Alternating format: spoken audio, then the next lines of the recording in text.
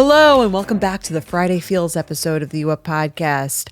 I'm Jordana Abraham. And I am Jared Freid. It is so good to be back here with you, Jordana. How you feeling on a Friday? I'm feeling good. You know, I was thinking about you when I was reading this book, and I'm trying to get the author on the podcast. Walking Red Flag out now? No, You can buy it? I have not read that Anywhere one yet. you want it? Okay. I have not read that. That's next on my list. Okay. But I'm currently reading the book Strangers. Strangers. Have you seen this anywhere No. around the internet? It's like a buzz on the internet. Okay. So, Women things? I'm not on the well, the chick reads algorithm. you've seen it, V, right? Yeah. It's I'd like I think we Walking get Red all, Flag yes. to get on there. Yes, that's called it. Strangers. Strangers, Yes. okay. Basically, it's like what your greatest fear is on like TikTok. This is to like Gen X. It's like this woman. She has like 3 kids with her. Her husband leaves her like abruptly. Okay. For, Is it a like, true story? Yeah, he is having an affair and he leaves her abruptly. And he like a few days before their wedding, he like had asked to like change the prenup terms, and basically like I haven't finished it yet, but the idea is that like he basically like scams her out of like whatever she's like due in the divorce settlement. and he like doesn't really speak to his kids, and they're both very rich. Like they're like from New York City. She's like I think she's like a Vanderbilt heir or Okay. something like that. And he's like a what finance like guy. They have like a house in Nantucket. They have a house in, they own an apartment in the city, and they have like property everywhere. And basically like she uses her trusts to buy these properties, and he basically has been like hiding money from her. So, and this book is basically like a tell-all of like the end of her marriage. Oh, wow. Thing. And he's like you can look him up. Like she didn't Okay. use his real name, but like you could use So her that's real why name. it's You so can- juicy, is like this is a high profile guy. Right. And she's basically, and the strangers is because I married a stranger. Essentially, type yeah. of thing. And she's telling Her side, yes. her side Yes, and the first page unfiltered. is basically like, this is what happened as I remember it. And that's kind of all you have to say. Right. To absolve yourself. You can say you can say there's 2 sides to every story, and then tell your story. And Right. then people, what do they say? The retraction is never as bad as the... As the like, of course, sort of like ask for forgiveness. Right. It's like that, Well, yeah. but you never read about the retraction. The retraction's like at the end of the newspaper. Hey, last week we Right. might have fucked up. Like And she uses whatever a different amount, name for him, but like who, like Right. you can, And- so you Google, you can and see whatever it. amount she says that is in question, he can debate it, but we only listen to the most Well, it's funny that you say sensational that side. Yeah. because like I think the New Yorker, or some New York Times or the New Yorker or something did like an investigation into their actual divorce, which is like public, and apparently she was not left quite as like destitute. as she makes herself out to be. Right. But like no one really cares. No one cares. The math is all that matters. You were left with less than you deserve, and that's it. That no one really Yes. takes the side of financier guy who cheated on his wife. It's like, Right. Well, it's funny because it just feels like, again, like the Gen X version of your worst fear. right. You get left. You end a relationship. I guess. She's not making TikToks. Right. She's writing a book. Writing a book. And kind of embarrassing you Right, through I her get- version of these events. Well, this is kind of, I guess, the book. I don't know why a book hits different. Like it's There's almost more details, more nuance. more nuance. Like a TikTok, reading the comments is almost as bad as the TikTok that gets Right. made. And then when people go to look, I think. I mean, there are definitely comments because this book got so big. Sure, but the about- civility, I think, of the age of a Gen X person is way more than, like, we talk about the shitting on reality TV. We talk about we're shitting on Taylor Swift's wedding. Right, On that's last what we do. episode. That's what we do. We don't want Taylor Swift to have to we don't need heads on stakes. No. I think yeah. that there's a feeling, and this is a feeling, Right. that heads on stakes are needed from people. Like, there's like this other. I never, No, I totally agree. You know? I mean, I would talk about Justin Timberlake and how I didn't understand the appeal and how I didn't like his music and I just like thought he kind of stank.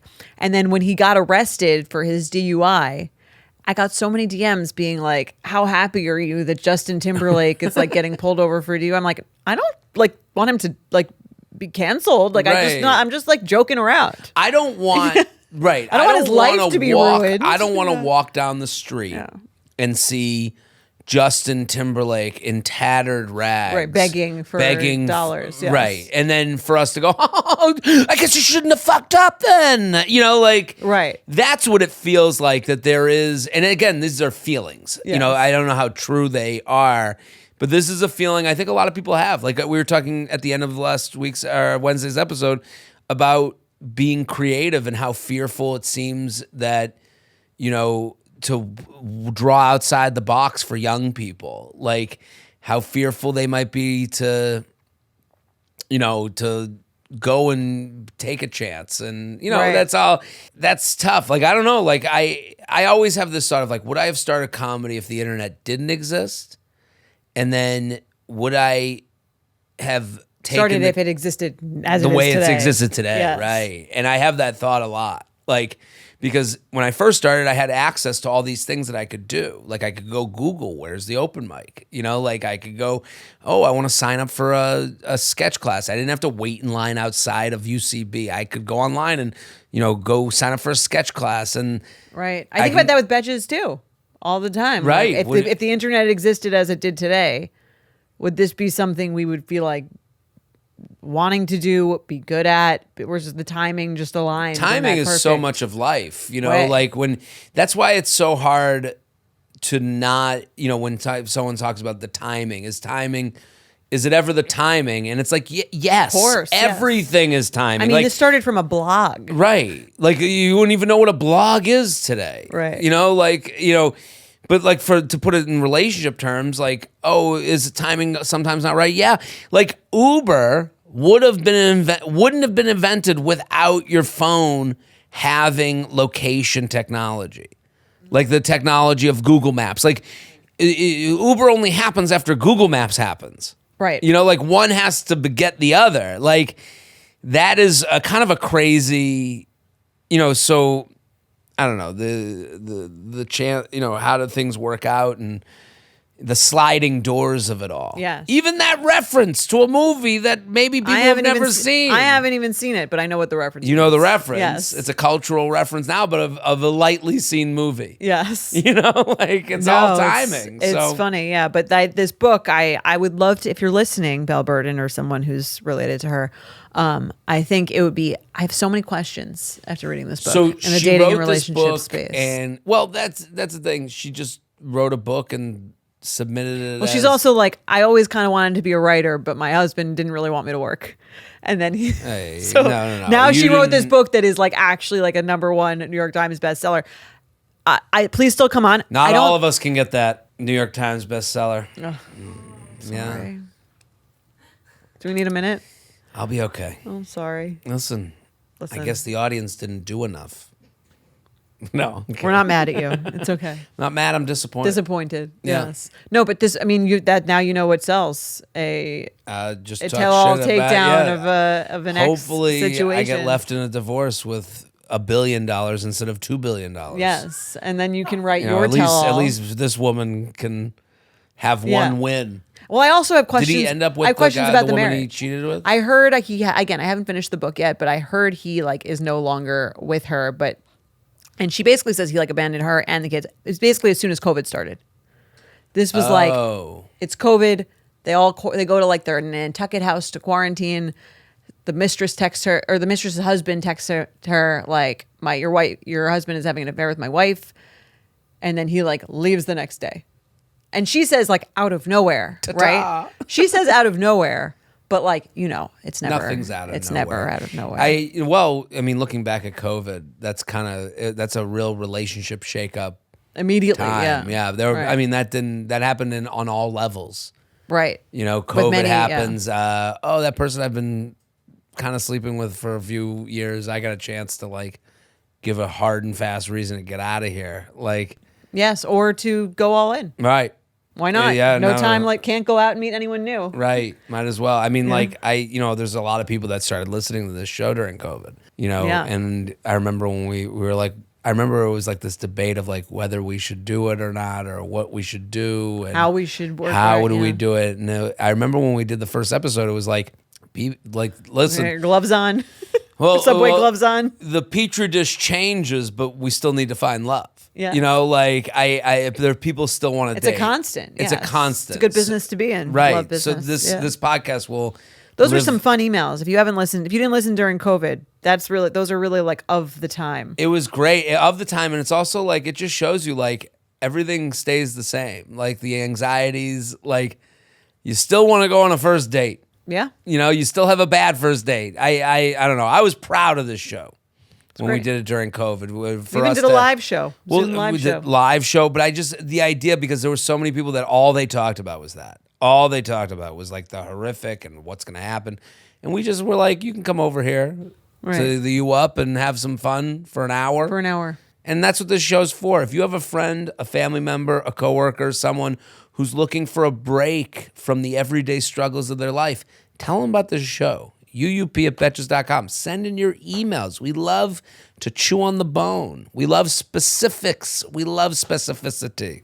We do. And I'm on the road if you want to come take a break from your life and laugh for every minute for an hour. That's the promise. I don't think anyone on earth is promising every minute for an hour. That's what you're promising. That's a promise. Yeah. That's on the flyer. That's on. I put it on there. Wow. The goal is a laugh every 10 seconds. Okay. If it's only every minute, every 10 seconds seems like not enough time to fully get out a well-formed joke. I want someone to literally die in the crowd from choking on laughter. That is my goal. Yeah. But if someone died, that would be. I think it's better to have fewer, better laughs. No.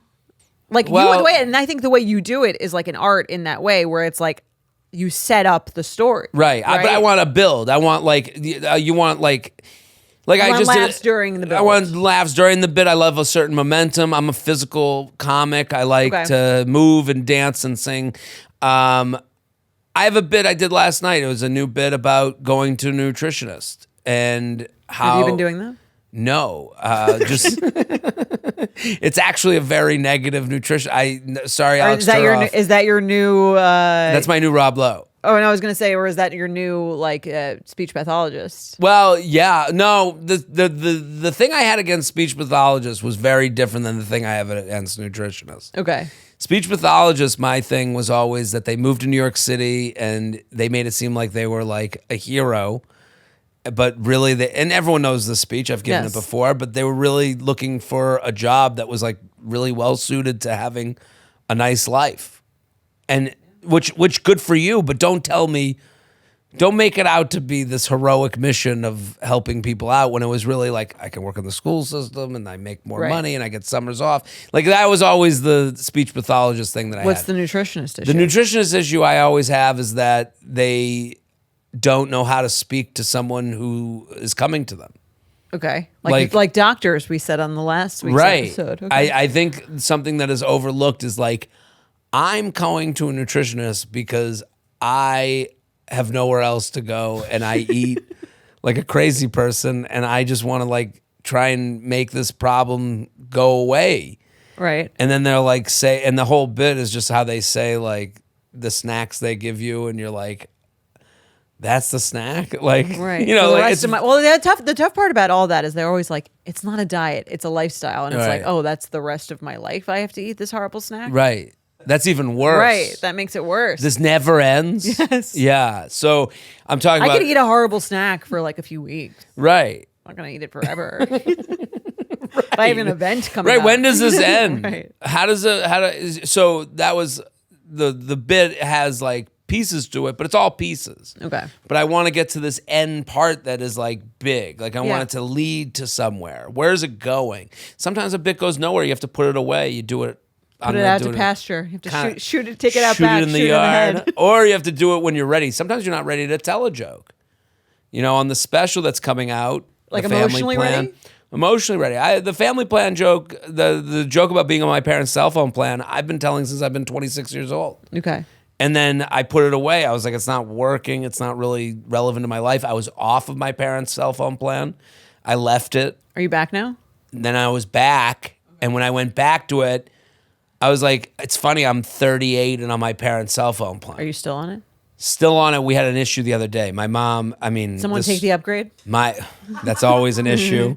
My mom, this story's way too crazy to tell, but My mom was going to get a new phone, and my mom was trying to take over her friend's phone who passed. Is that what happens? I don't know. Is that how it works? No. My parents have a good friend who passed away. They want her actual cell phone. Rest in peace, Bobby Joe. Okay. They have a man.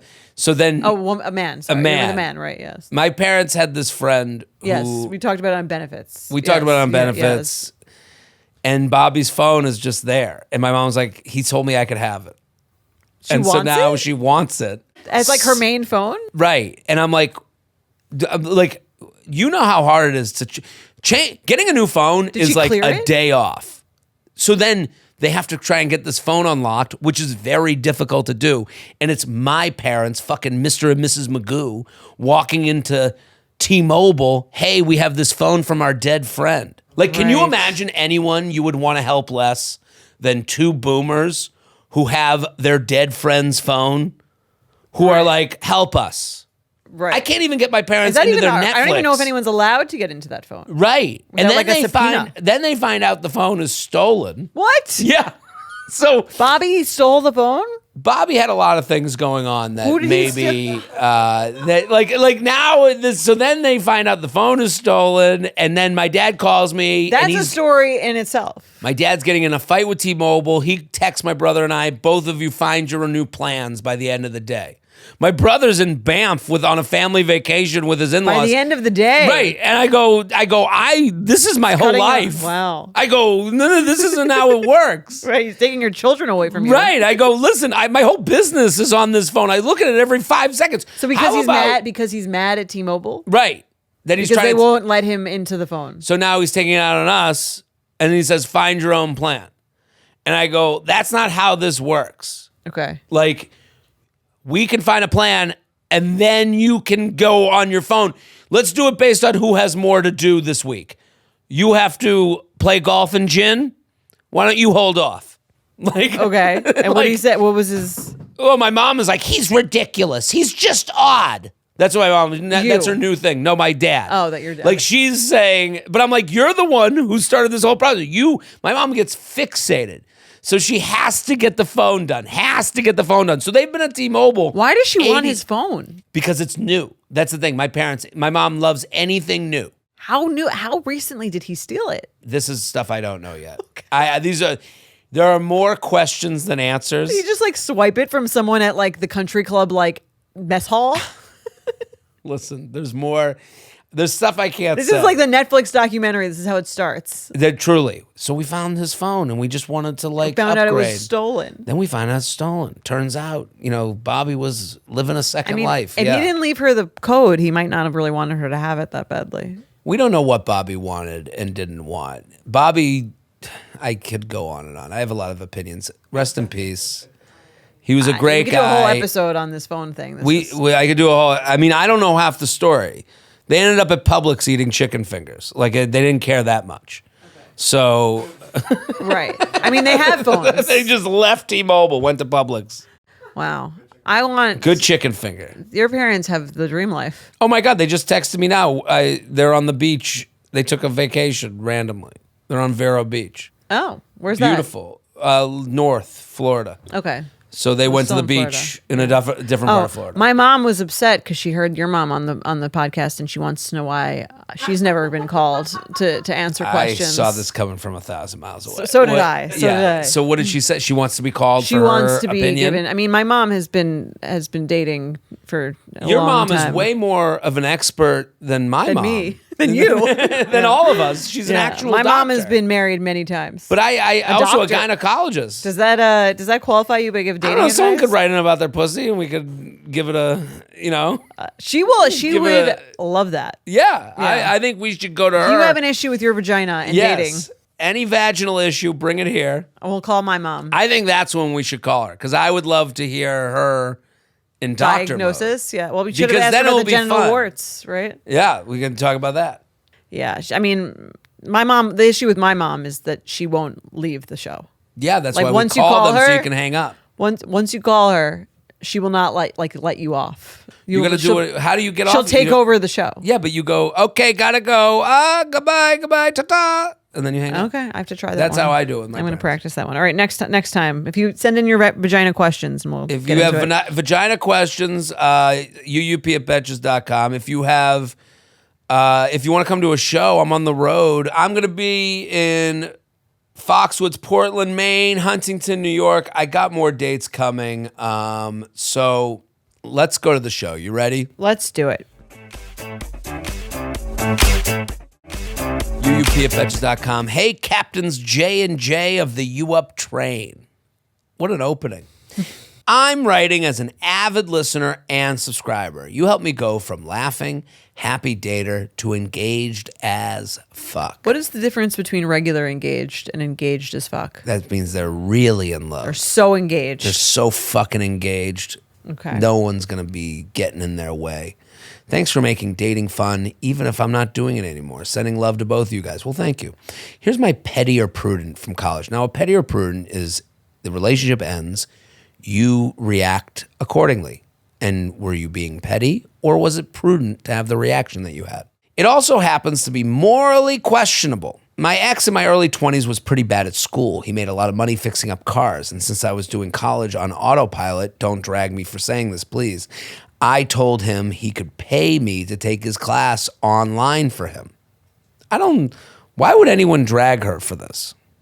I mean, I guess it's technically wrong to not take your own classes. Did you ever cheat in college? Of course. Yeah. What am I think, yeah. what are we, losers? All the time. I used to have a homework ring going on. I would ask one person for their homework in one class and the other person from their homework from another class, and then I would swap them and give that as a trade, and then I would take them both. You were a homework barter system. Yes, it was like a sorts? homework, like I guess a middleman. Yeah, I was the homework middleman, but I got both. I didn't. You were have a to do homework it. I was. pimp. Yes, I was I was buying. Yeah. Yeah, bookie. Yes, I was trading. I was trading people who were all in the same classes so that I would get as the management fee. Unbelievable. Yes, I love it. I once paid a guy to just do my. I had to make a website for a class, and I was like, I don't know how to do this. so you just paid someone to do it. Like, you do it. How'd they do? I think I'm here. I told him he could pay me to take his online class for him. We had a very traumatic breakup over spring break, and so I quit taking his classes for him, obvi. But not before... It'd be so funny if she kept doing it. Just I guess I'm in this class now. So I quit taking his classes for him, obvi, but not before submitting an essay detailing his moral failings in the class, psychology. I found out he passed the class anyways, but I've got to know, petty or prudent. What do you think? Writing a paper telling the professor that the person you're writing the paper for is cheating.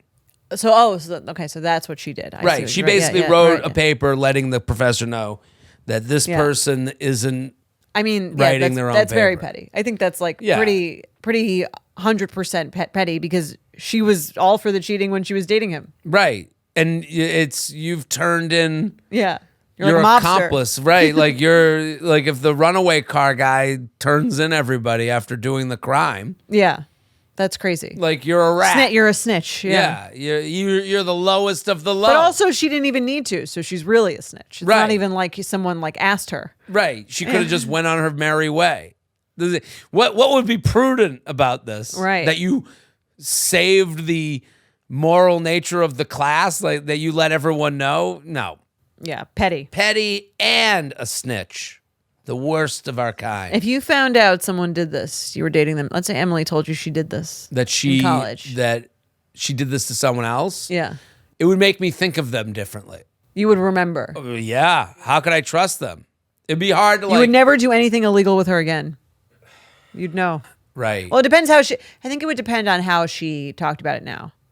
You know, it's I funny used when to be a real piece of shit. It's really funny to see how people react to doing things wrong. Like they're I just bragged about a totally. train, No, a but that homework says swap. I think that informs your personality. Yeah. I went recently. I was with Emily's family, and we went to this area where there was a bookstore, and Emily's like, I want to go in the bookstore and see if they have Walking Red Flag available now.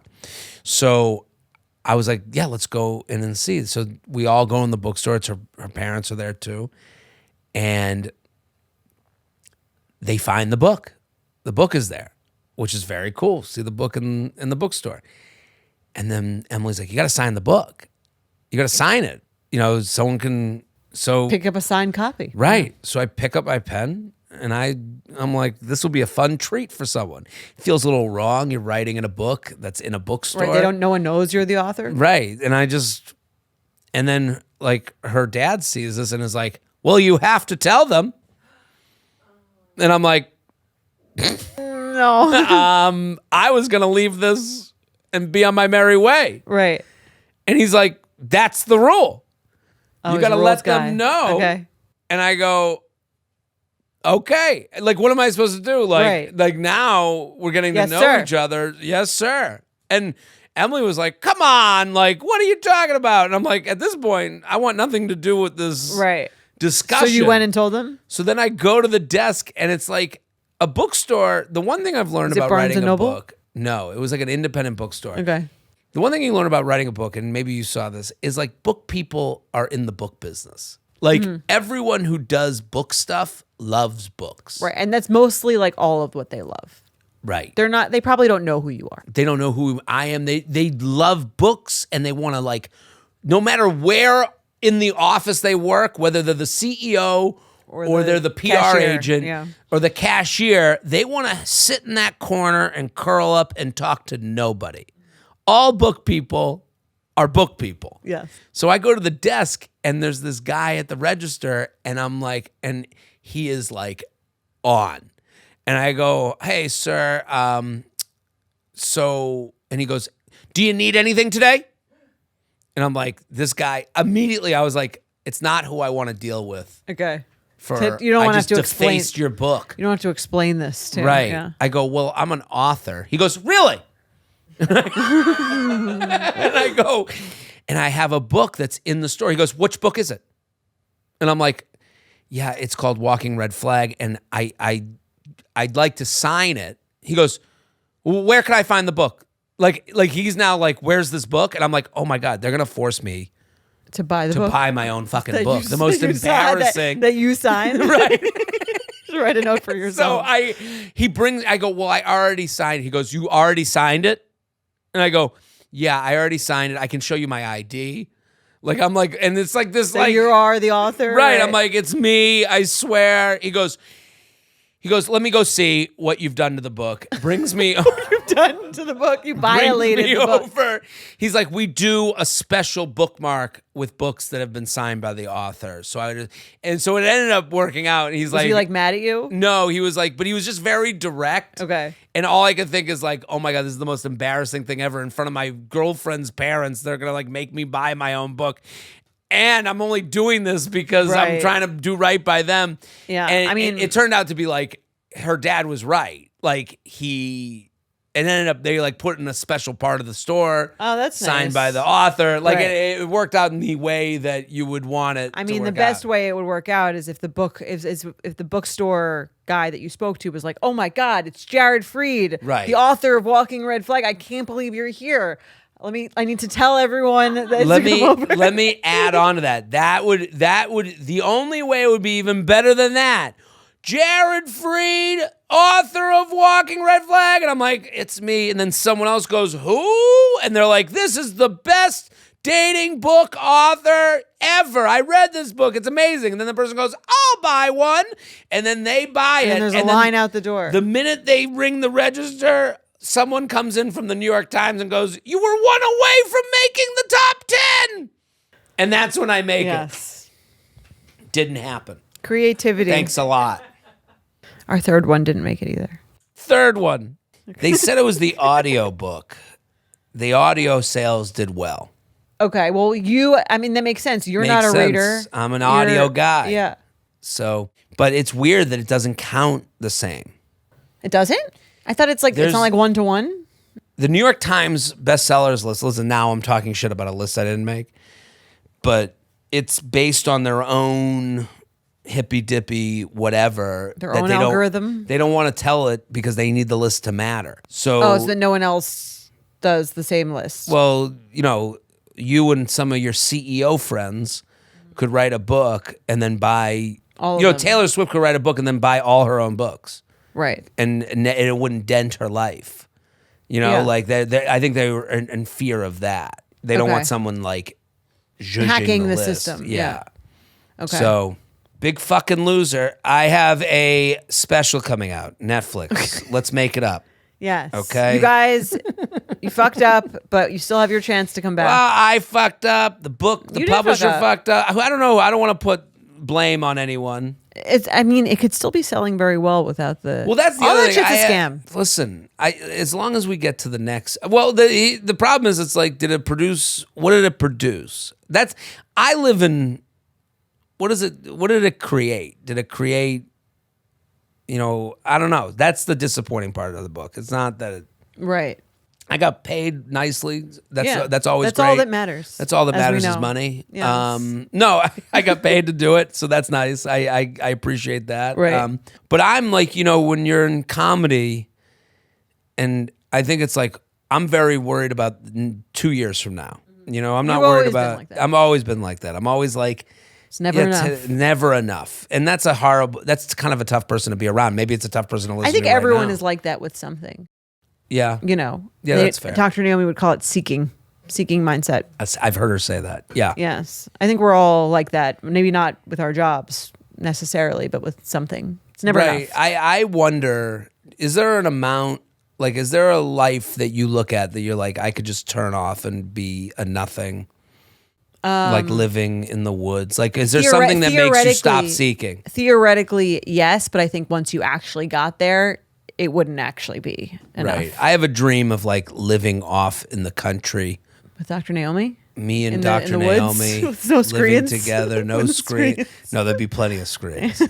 I have this thought of like just on a ranch. Yeah. What would it take for you to get there? I don't know what it would take. I don't think like you said, I don't know I if think that once would. you got there, I don't think you would. I think there would be another goalpost that would be moved. Right. I don't know. I'd like to be the eccentric Uncle? some dude that lives on the block. What do they do? That guy's just always around. I don't know. I'd like to like do Just be retired in that way? right, retired in that way. Yeah. But I could see that for you. yeah, just a puttering weirdo. Is that what people say about? Isn't that what people say about Bobby though? Well, Bobby, What is not to bring up Bobby again. Well, Bobby didn't have a family, so you again, want to be like that with a family? Yeah, I What think does he I'd- do? But with a with a family. family. Why is his phone stolen?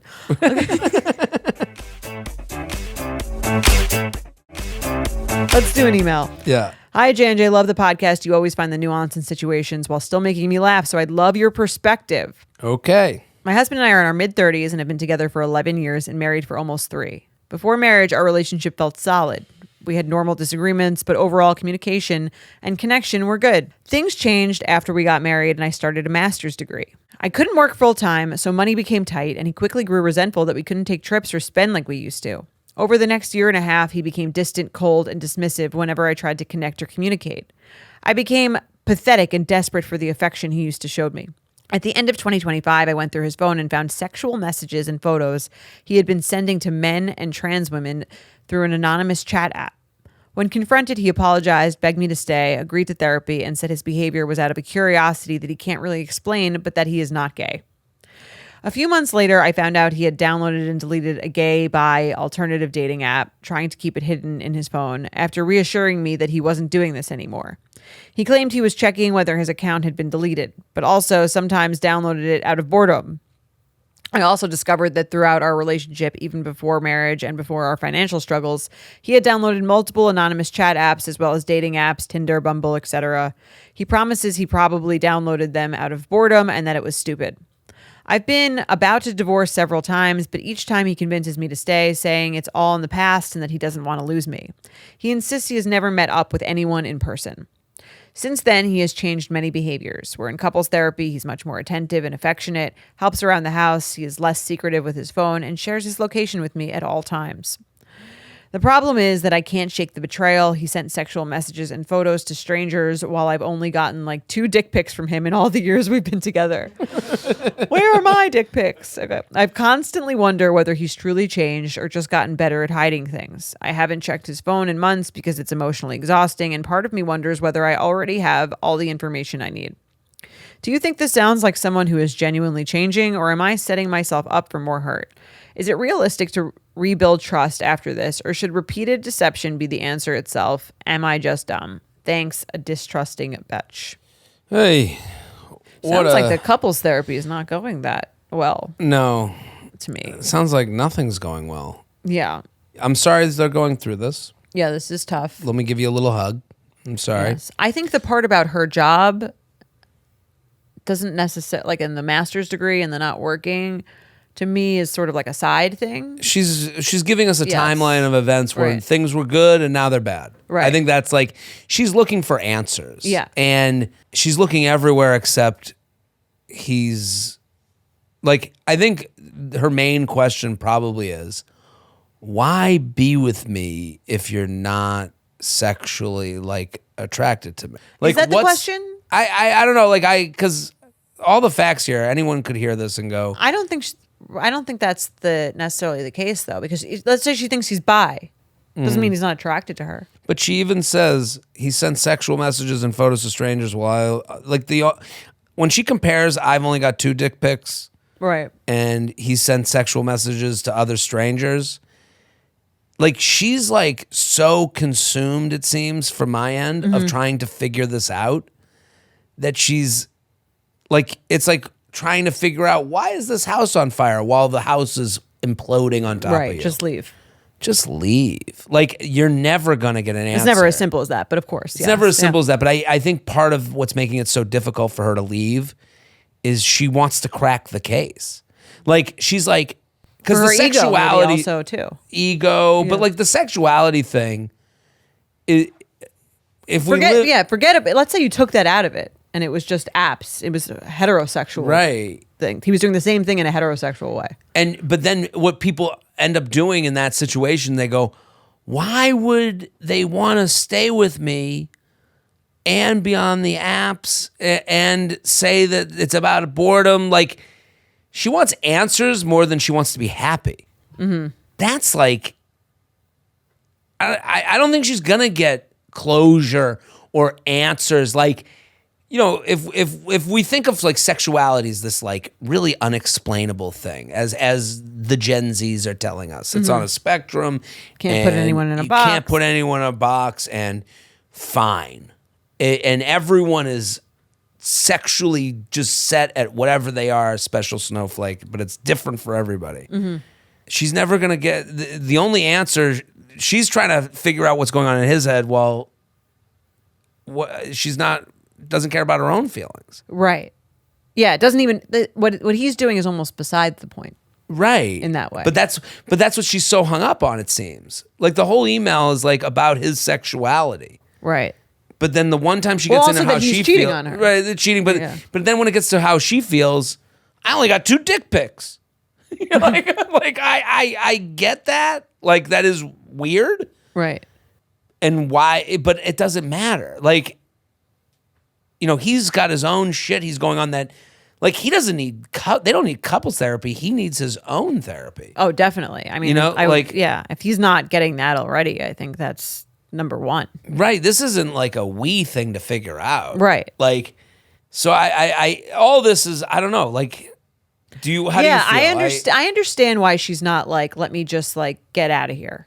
Because I think there's a sense of like, she says they're in their mid 30s. I think they've been together 11 years. 11 years. She's married almost 3. She's afraid. I think there's this sense of I put so much time and effort into this relationship. Right. And if there's a chance it could be salvaged, like if there's a chance that there's like an explanation for this, then I don't want to start over.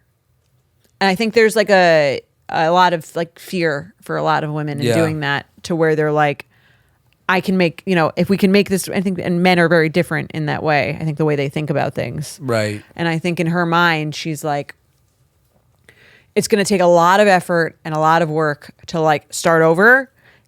Is it going to take more effort and more work to make this work or to start over?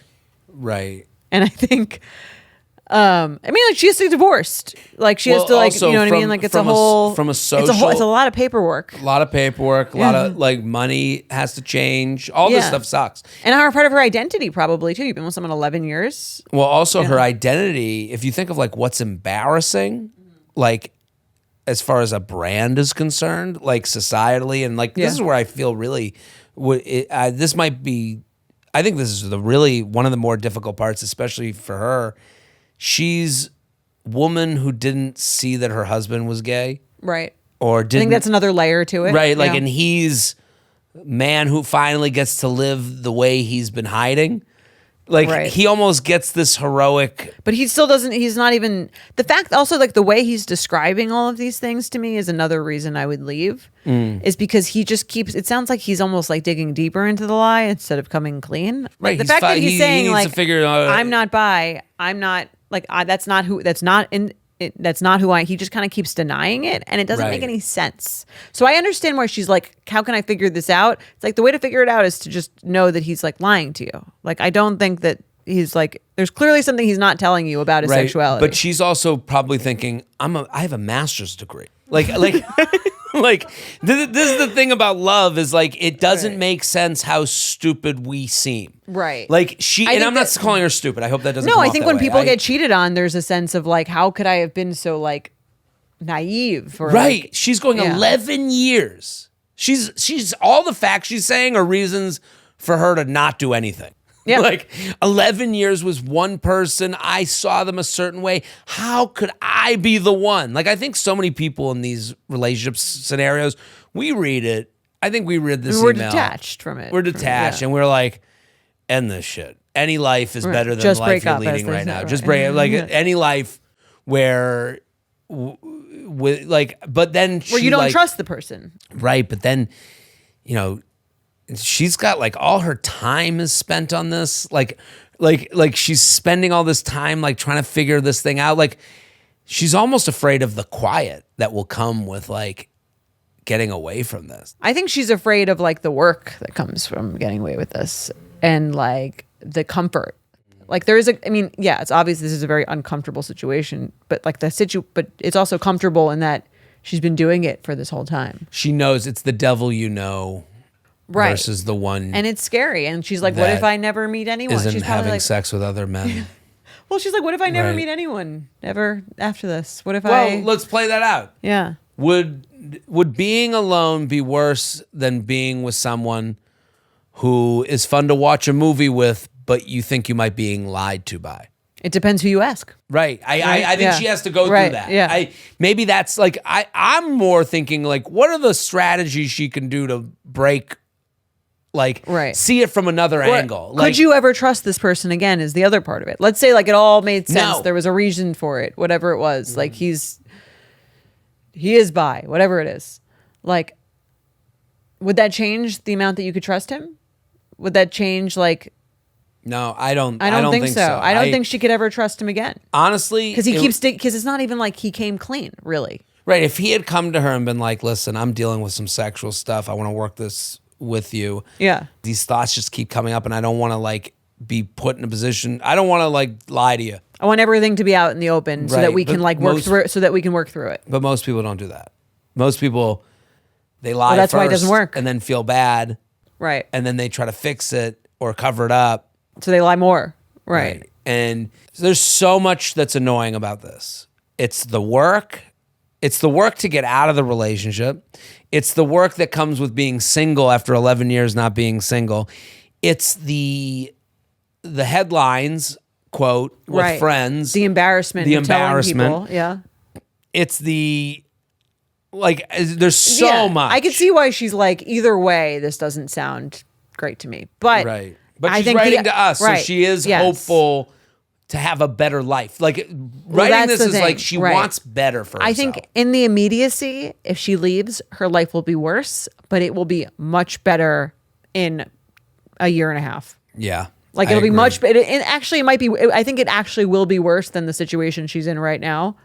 right now. Right. Yeah. I think any change is like that. It's like jarring and hard to process, and you have to like get used to it and change the way you think about things, but you will be happier. Right. But Well, not right that's away. why people don't change. Because it's harder in the short term, right? Right. Yeah. Short-term difficulty is like, oh my God, look at how it's paying off. I'm so happy I made those decisions. Like, Right. like I could think about that with like a billion things. Couldn't you think of like how many days where you were working on Betches Yeah. where you wanted to be like, fuck this shit. Right. Just get a real job. Let me just go to an office and have health insurance. Yeah. And then Many times. Right. And then there's a day where you're swimming in your pool and you're going, can you believe this fucking happened because of Betches? Yeah. I'm sure you have Well, no, I'm saying, there are like, that's what I'm saying. It takes discomfort to get to like. Comfort only comes from discomfort. Right. Or greatness. Yeah. You have to, what do you say? You say this all the time. You have to give up good to get great. You have to give up pretty shitty to get to like not as shitty. Yeah. Sorry. I just think like again, I understand why she doesn't want to do it. Right. I understand why she doesn't want because we just named 4 different horrific things that might be one thing someone has to deal with. Like, oh my God, my boyfriend is gay or bi and is and I didn't know. That's one thing. Oh my God, my husband is bi and I didn't know. Oh my God, 11 years. Right. Oh my God. Not only he's cheating. These Yes. are all like, this could be, one of these could be everyone's big thing. Right. They have all of them. Yeah, I think if you read the email back to yourself, you'll know what you need to do. Listen, and no one wants to be counting how many dick pics they got from someone to feel valued. Like it's like the like minute you're counting the it's dick like your pics, Halloween basket. Right. Who got the most candy? Listen, it's gonna be okay. It's gonna be okay. We're here for you. Gonna be all right. Yeah. Just talk to a divorce lawyer.